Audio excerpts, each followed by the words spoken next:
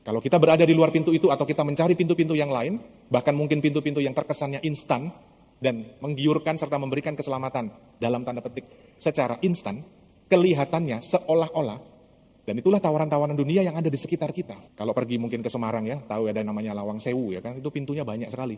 Ada 1000, makanya disebutnya Lawang Sewu, ada 1000 pintu. Itu kita pasti akan kebingungan karena terlalu banyak pintu. Tetapi bisa dibayangkan dalam kehidupan kita sehari-hari. Bagaimana kita sungguh-sungguh sebagai domba, bukan hanya seorang gembala yang mengenal domba-dombanya, tetapi domba-dombanya, saya dan Anda semua, dipanggil dan diundang oleh Yesus sendiri untuk juga memiliki kepekaan hati. Supaya apa? Supaya tahu, kalau Yesus datang dan Yesus memberikan jalan keselamatan melalui pintunya Yesus, kita masuk dan memperoleh keselamatan. Jangan-jangan di dalam kehidupan kita sehari-hari, kesibukan kita, orientasi pengalaman hidup kita, dan lain sebagainya, membuat kita terjebak dengan pintu-pintu yang lain, yang membuat kita pada akhirnya tidak beroleh keselamatan. Allah dimuliakanlah bersama Putra Tunggalnya yang menebus manusia. Haleluya, haleluya, haleluya. Dalam nama Bapa dan Putra dan Roh Kudus. Amin. Rahmat Tuhan kita Yesus Kristus, cinta kasih Allah dan persekutuan Roh Kudus bersamamu. Dan bersama rohmu. Para ibu dan bapak, saudari-saudara, teman-teman muda, serta anak-anakku yang terkasih. Mari kita datang kepada Tuhan mengawali pekan kita di Senin Pekan Paskah yang keempat.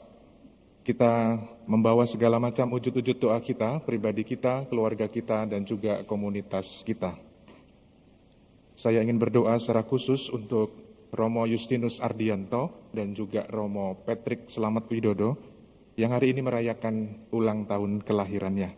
Semoga Tuhan memberikan rahmat kesehatan yang baik, kegembiraan dan sukacita, terutama dalam setiap tugas perutusan dan pelayanan yang dipercayakan kepada mereka. Mari kita mengawali ekaristi kita seraya kita merebahkan diri di hadapan Tuhan, menyesali segala dosa dan kelemahan kita, agar kita sungguh layak dan pantas merayakan misteri suci ini.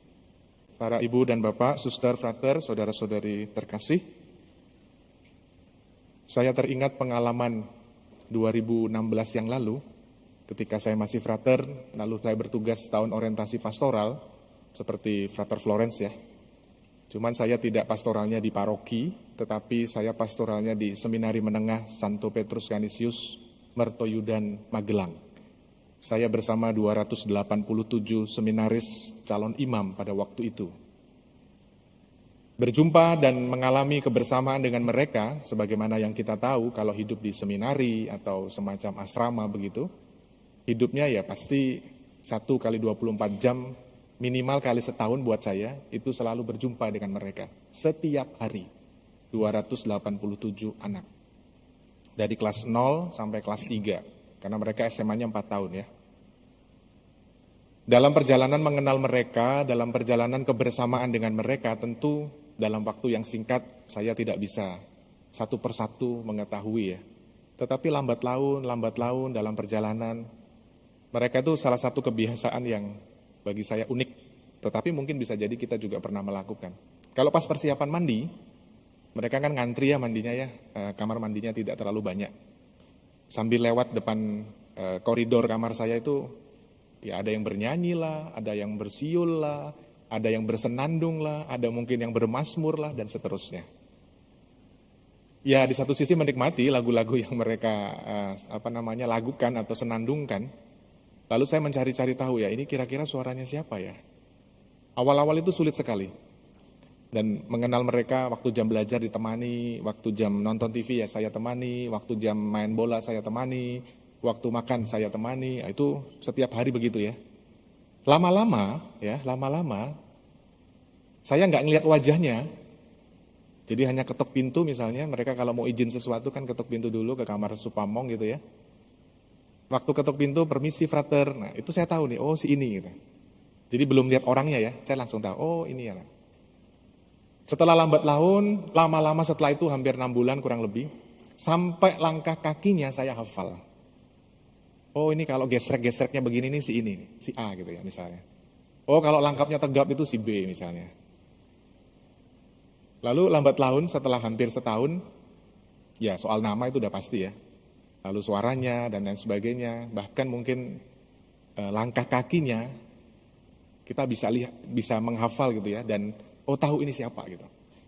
Nah mungkin kalau Bapak Ibu bersama anak-anak di rumah itu kan udah pasti tahu ya, setiap hari kumpul ya.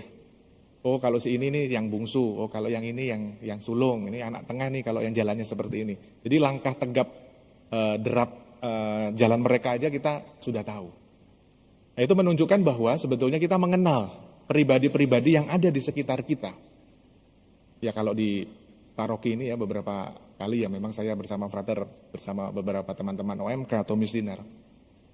Selama kurang lebih persis setahun saya di paroki Kelapa Gading ya. Itu pelan-pelan sudah mengenal, kalau masuk pintu kamar kerja saya di sekretariat, ini kalau si ini nih siapa misalnya ya. Itu udah pelan-pelan sudah mulai tahu ya. Jadi suaranya aja udah kenal. Dari jauh aja tuh udah usah ngeliat wajahnya, tapi dari jauh suaranya siapa tuh udah tahu, ya kan.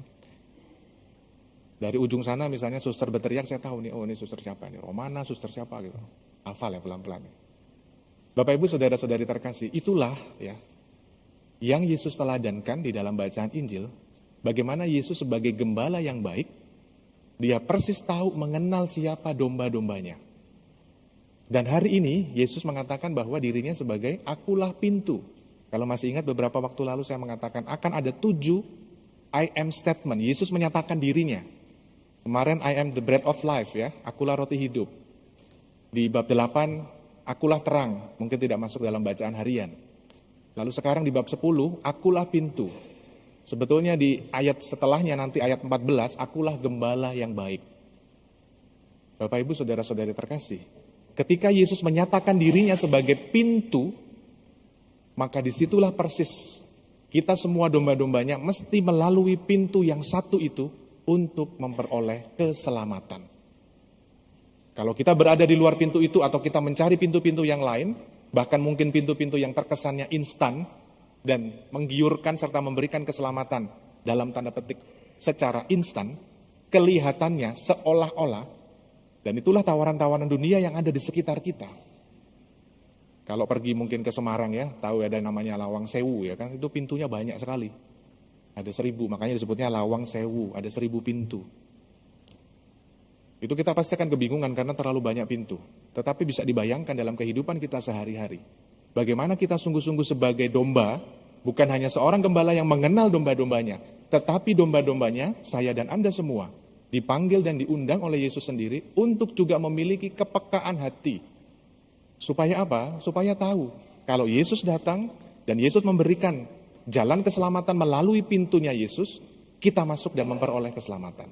Jangan-jangan, di dalam kehidupan kita sehari-hari, kesibukan kita, orientasi pengalaman hidup kita, dan lain sebagainya, membuat kita terjebak dengan pintu-pintu yang lain, yang membuat kita pada akhirnya tidak beroleh keselamatan. Agunglah misteri iman kita, Penyelamat dunia, selamatkanlah kami, karena melalui salib dan kebangkitanmu, Engkau telah membebaskan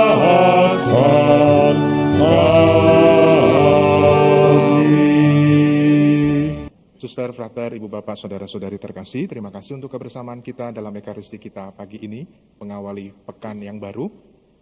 Mungkin yang sudah masuk kembali setelah libur dari Lebaran, mari kita beraktivitas kembali dengan penuh sukacita dan tetap menjaga protokol kesehatan. Semoga semuanya dalam keadaan sehat dan berlimpah berkat. Terima kasih kepada seluruh petugas liturgi, lektris, prodiakon, tatib, pastior, dan juga tim AV serta koster yang membantu kita dalam Ekaristi dalam pagi hari ini. Mari kita mengakhiri ibadah kita dengan memohon berkat Tuhan. Tuhan bersamamu dan bersama rohmu. Semoga Allah Bapa yang Maha Baik senantiasa menyertai dan memberkati kita sekalian dalam nama Bapa dan Putra dan Roh Kudus. Amin. Saudari-saudaraku terkasih, dengan ini perayaan Ekaristi kita sudah selesai. Haleluya, haleluya. Syukur kepada Allah. Haleluya, haleluya. Marilah pergi, kita diutus. Amin.